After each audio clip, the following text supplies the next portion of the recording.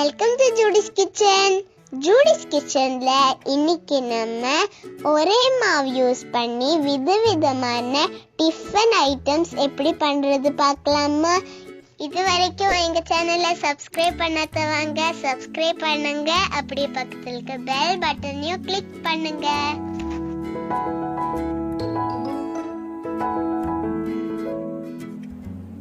இட்லி அரிசி ஃபர்ஸ்ட் நம்ம ஊற வச்சிடலாம். இப்போ 2 கப் இட்லி அரிசி எடுத்துருக்கிறேன்னா 2 கப் அரிசிக்கு கரெக்டாக 1/2 கப் உளுந்து. இந்த உளுந்து பார்த்தீங்கன்னா இந்த தோல் எடுத்து முழுசாக இருக்கும் இல்லையா, இந்த உளுந்தை நான் எடுத்துருக்கிறேன். இது ரொம்ப நல்லா இருக்கும். இப்போ எடுத்து வச்சிருக்கிற அரிசியையும் உளுந்தையும் நம்ம கழுவி ஒரு 6 மணி நேரம் ஊற வச்சிடலாம். இப்போ நம்ம இட்லிக்கு ஊற வச்ச அரிசியும் உளுந்தும் 6 மணி நேரத்துக்கு அப்புறமா இந்த மாதிரி நல்லா ஊறி இருக்குது. இப்போ இதை நம்ம கிரைண்டர் இல்லைன்னா மிக்ஸி யூஸ் பண்ணி அரைச்சிடலாம். ஃபர்ஸ்ட்ல நம்ம உளுந்தை மட்டும் தனியாக நல்லா நைஸாக அரைச்சி எடுத்துடலாம். கொஞ்சம் உளுந்து போட்ட உடனே நீங்கள் கிரைண்டர் ஆன் பண்ணிடுங்க, இல்லைனா ஒரு மாதிரி ஸ்ட்ரக் ஆன மாதிரி ஆகும். அப்புறமா மீதி இருக்கிற உளுந்து ஆட் பண்ணுங்க, கொஞ்சமாக தண்ணி அதில் சேர்த்து விட்டுருங்க. கிரைண்டர் இல்லாதவங்க கண்டிப்பாக மிக்ஸியில் இதே மாதிரி அரைச்சி சூப்பராக பண்ணலாம். நான் மிக்ஸியில் அரைச்சி பண்ணுறது மாதிரி இன்னொரு வீடியோ உங்களுக்கு நான் தனியாக போஸ்ட் பண்ணுறேன். இந்த மாதிரி ஒரு ஸ்பேட்சில் ஏதாச்சும் இருந்துச்சுன்னா கையில் படாமல் நம்ம அப்பப்போ இந்த மாதிரி நடுவில் நீக்கி விட்டுக்கலாம் மாவை. இந்த மாவுடைய கன்சிஸ்டன்சி பார்த்துக்கோங்க, நான் எந்த அளவுக்கு தண்ணி ஊற்றிருக்கிறேன்னு. இந்த அளவு நீங்கள் தண்ணி ஊற்றினாதான் நல்லா உங்களுக்கு பொங்கி இந்த உளுந்து ஆடி வரும். அதே டைமில் நீங்கள் ரொம்ப கம்மியாக தண்ணி சேர்த்திங்கனாலும் கெட்டியாக நல்லா உங்களுக்கு ஸ்பஞ்சு மாதிரி நம்மளுக்கு மாவு அரைஞ்சி கிடைக்காது. ரொம்ப தண்ணி ஊற்றினாலும் நல்லா இருக்காது. ஸோ இதை பார்த்துக்கோங்க.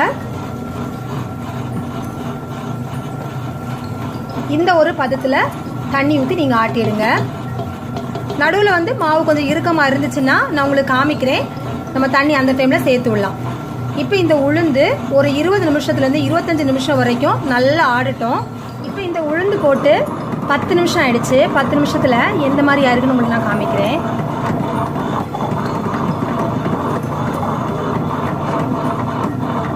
இந்த மாவு இந்த மாதிரி கொஞ்சம் கெட்டி ஆயிடுச்சு. ஸோ இந்த டைமில் ஒரு கையில் கொஞ்சமாக தண்ணி இந்த மாதிரி நீங்கள் எடுத்து சேர்த்தா போதும். இதுக்கு மேலே நீங்கள் சேர்க்கக்கூடாது. ஏன்னா நம்ம இட்லி நல்லா சாஃப்டாக வர்றதுக்கு நம்ம இந்த உளுந்து அரைக்கிறதுலாம் அதோடைய டிப்ஸே இருக்குது. ஒரு 3 நிமிஷம் 4 நிமிஷம் அரைகிறப்போ நடுவில் இந்த மாதிரி நீங்கள் சைடில் இருக்கிற மாவெல்லாம் இது மாதிரி எடுத்து விட்டால் போதும். இப்போ உளுந்து போட்டு 25 நிமிஷம் ஆயிடுச்சு. நான் உங்களுக்கு காமிக்கிறேன்.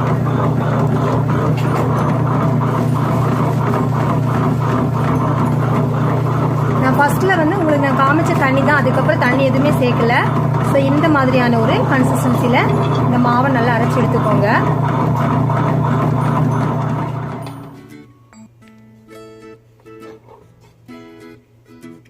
பாருங்க மாவு எப்படி இருக்குதுன்னு, இந்த மாதிரி இருக்கணும்.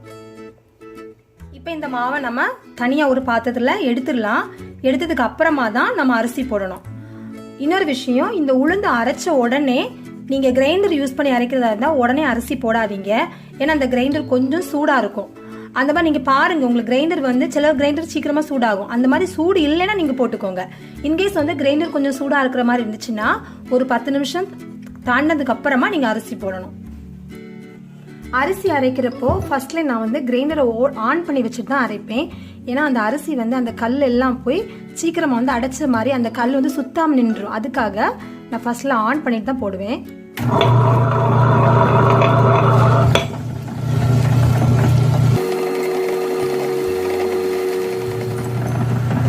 இந்த அரிசி போடுறப்பவே நீங்கள் தண்ணி கொஞ்சம் கொஞ்சமாக சேர்த்து நீங்கள் ஆட் பண்ணணும். அரிசி போட்டதுக்கு அப்புறமா உளுந்துக்கு நம்ம எப்படி பண்ணோமோ அதே மாதிரி அடிக்கடி நம்ம மாவை தள்ளி விட வேண்டாம். ஒரு 10 நிமிஷம் அப்படியே அது ஆடட்டும். உங்களுக்கு தேவைப்பட்டுச்சுன்னா நடுவில் தண்ணி மட்டும் கரெக்டாக இருக்கான்னு செக் பண்ணிக்கோங்க. ரொம்ப கெட்டியாக அரைக்கக்கூடாது, ரொம்ப கெட்டியாகவும் இல்லாமல் ரொம்ப தண்ணியாகவும் இல்லாமல். இப்போ ஃபர்ஸ்ட்டில் நீங்கள் பார்த்தீங்கன்னா தெரியும், இந்த மாவை பார்க்குறப்போ நான் எவ்வளோ தண்ணி சேர்த்துருக்கிறேன் அப்படின்னு. நடுவில் நீங்கள் தண்ணியோட மெஷர்மெண்ட் மாற்ற கொஞ்சம் செக் பண்ணிக்கோங்க. இப்போ இந்த அரிசி பார்த்தீங்கன்னா 20 நிமிஷம் நான் ஆட வச்சுருக்கேன். இந்த மாவோட கன்சிஸ்டன்சி இந்த மாதிரி இருக்குது. ரொம்ப தண்ணியாகவும் இருக்கக்கூடாது, அதே டைமில் ரொம்ப கெட்டியாகவும் இருக்கக்கூடாது.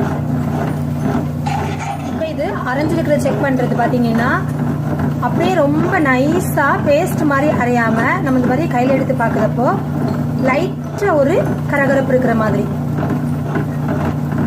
ரொம்ப பேஸ்ட் மாதிரி விட்டுறக்கூடாது. இட்லிக்கு அரைக்கிறப்போ இந்த மாதிரி இந்த மாவை அரைச்சி எடுத்துக்கணும்.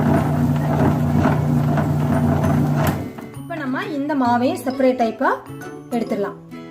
அரிசியையும் உளுந்தையும் இந்த மாதிரி தனித்தனியாக அரைச்சி எடுத்துகிட்டு வந்தாச்சு. இந்த உளுந்து பாருங்க, உங்களுக்கு பார்த்தாலே தெரியும் இந்த மாதிரி ஒரு கன்சிஸ்டன்சியில் எவ்வளவு சாஃப்டாக உங்களுக்கு பால் மாதிரி இப்படி போடுறப்போ இந்த மாதிரி பால் மாதிரி வந்து விழணும் மாவு. இதுதான் வந்து உங்களுக்கு கரெக்டான ஒரு பதம்.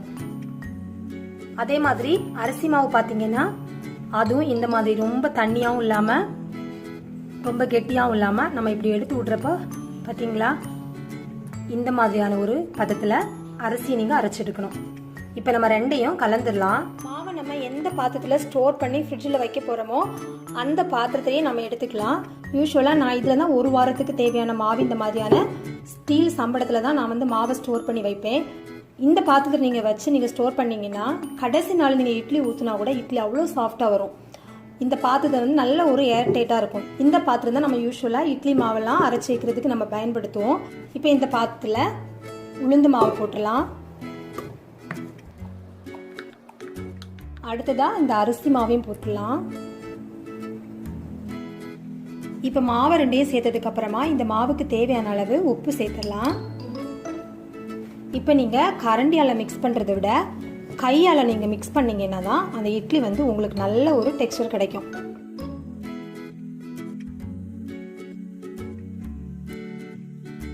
ஏன்னா நம்ம இந்த கையில் இருக்கக்கூடிய சூடோட நம்ம இந்த மாவை நம்ம மிக்ஸ் பண்ணுறப்போ நல்ல மாவு உங்களுக்கு புளிச்சு கிடைக்கும். கரண்டியால் மிக்ஸ் பண்ணிங்கன்னா மாவு சீக்கிரமாக உங்களுக்கு புளிக்காது. இப்போ ஒரு வாட்டி இந்த மாதிரி நீங்கள் மிக்ஸ் பண்ணி பாருங்கள். மாவை மிக்ஸ் பண்ணி பார்த்ததுக்கப்புறமா கிரைண்டர் கழுவின தண்ணி நான் கொஞ்சம் எடுத்து வச்சுருக்கிறேன். அதை வந்து வேஸ்ட் பண்ண வேணாம். அந்த தண்ணி உங்களுக்கு இதில் தேவைப்பட்டுச்சுன்னா நம்ம அதில் கொஞ்சம் சேர்த்துக்கலாம். இப்போ மாவு பார்த்தீங்களா நான் கலக்கிறப்ப எப்படி இருக்குது அப்படின்னு. இந்த மாதிரி கொஞ்சம் லூஸாக தான் இருக்கணும். நீங்கள் வந்து இட்லிக்கு அரைக்கிறப்போ ரொம்ப கெட்டியாக நீங்கள் மாவை கலக்கி வச்சிட்டிங்கன்னா இட்லி வந்து குண்டு குண்டாக பெருசாக இருக்கும். ஆனால் ரொம்ப கெட்டியாக இருந்த மாதிரி இருக்கும். அந்த சாஃப்ட்னஸ் உங்களுக்கு அந்த அளவுக்கு வராது. ஸோ நான் இதில் இன்னும் கொஞ்சமாக இந்த கிரைண்டர் கழுவின தண்ணியில் கொஞ்சம் சேர்க்குறேன்.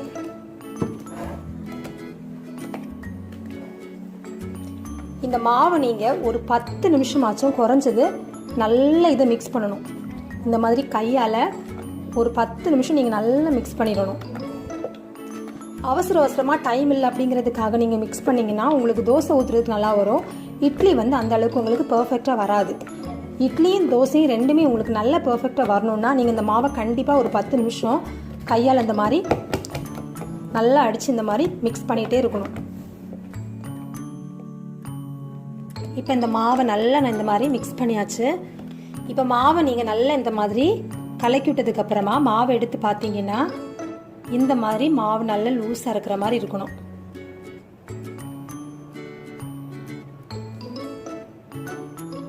இப்போ இந்த மாதிரி தண்ணியாக இருக்கக்கூடிய இதே மாவு நல்லா புளிச்சதுக்கு அப்புறமா நல்ல ஒரு கன்சிஸ்டன்சி நமக்கு பர்ஃபெக்டாக கிடைக்கும். இப்போவே நீங்கள் கெட்டியாக வச்சுட்டீங்கன்னா உங்களுக்கு வந்து பர்ஃபெக்டாக இருக்காது. ஸோ இப்போ பார்த்தீங்கன்னா இதுதான் கரெக்டான ஒரு கன்சிஸ்டன்சி. இப்போ நம்ம இந்த சைடில் இருக்கக்கூடிய மாவு எல்லாத்தையுமே நல்லா இந்த மாதிரி எடுத்து விட்டுட்டு இதை மூடி வச்சிடலாம்.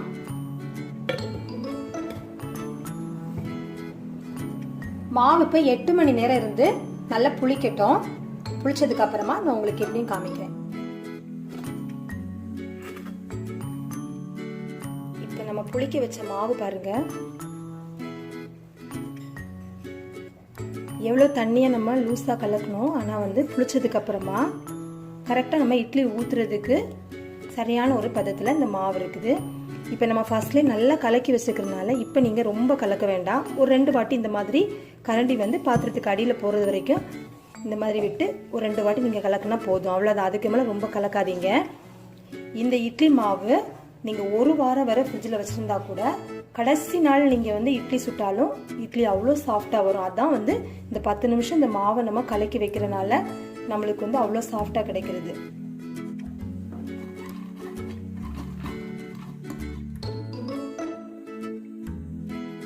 இட்லி ஊற்றுறப்போ குழி நிறையிற மாதிரி ஊற்றாம ஒரு 3/4 குழி வந்து நிறையிற மாதிரி ஊற்றிக்கோங்க. அப்போ தான் உங்களுக்கு இட்லி நல்லா அந்த ஷேப்பாக கிடைக்கும்.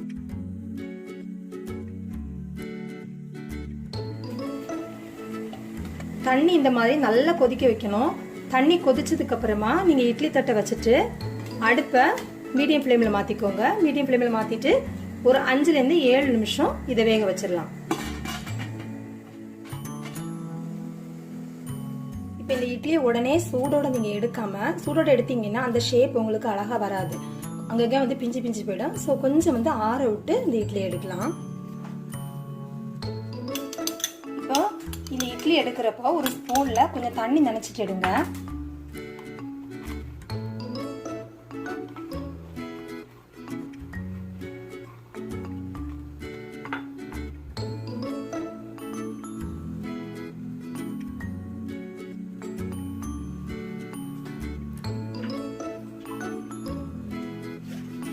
இப்போ நம்ம சூப்பரான பஞ்சு மாதிரியான இட்லி ரெடி ஆயிடுச்சு. இட்லி பாருங்க எவ்வளோ சாஃப்டா இருக்குதுன்னு.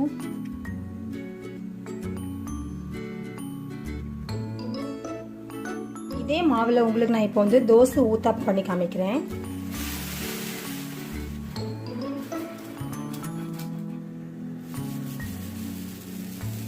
இட்லி மாவுல தண்ணி சேர்க்காம அதே கன்சிஸ்டன்சில தான் நீங்க ஊத்தாப்பம் பண்ணணும். அப்பதான் நல்லா இருக்கும்.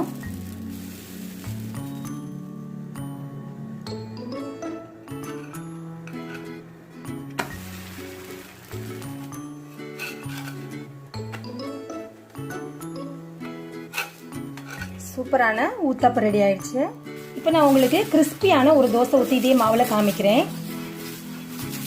கிறிஸ்பியான தோசை ஊத்துறதுக்கு அந்த இட்லி மாவுல கொஞ்சமா தண்ணி சேர்த்து இந்த மாதிரியான ஒரு பதத்துல கலக்கி எடுத்துக்கோங்க.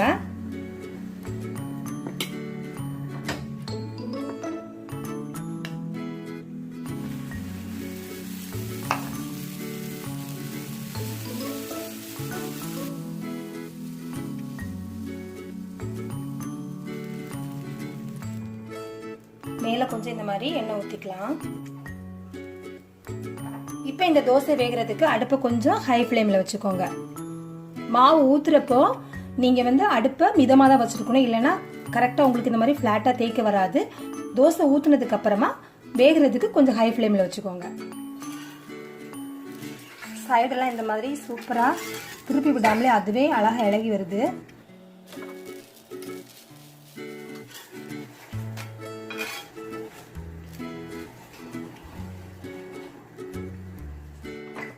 இட்லி மாவுல தண்ணி சேர்க்காம குழிப்பணியாரம் வந்து உங்களுக்கு ஊற்றி காமிக்கிறேன். அதே கன்சிஸ்டன்சில அந்த மாவுலேயே ஊற்றுங்க.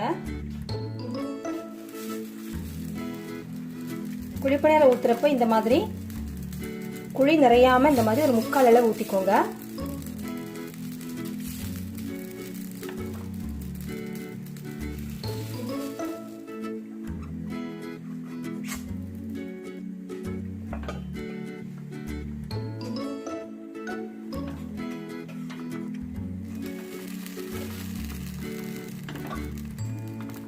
திருப்பி போட்டதுக்கு அப்புறம் மூடி வைக்க வேண்டாம். சூப்பரான நம்மளோட இட்லி, தோசை, ஊத்தாப்பம், குழிப்பணியாரம் எல்லாமே ஒரே மாவுல சூப்பரா ரெடியா இருக்குது. இந்த வீடியோ உங்களுக்கு பிடிச்சிருந்துச்சுன்னா லைக் பண்ணுங்க, ஷேர் பண்ணுங்க. இந்த வீடியோ பத்தின கமெண்ட்ஸ் எனக்கு போஸ்ட் பண்ணுங்க. தேங்க்யூ.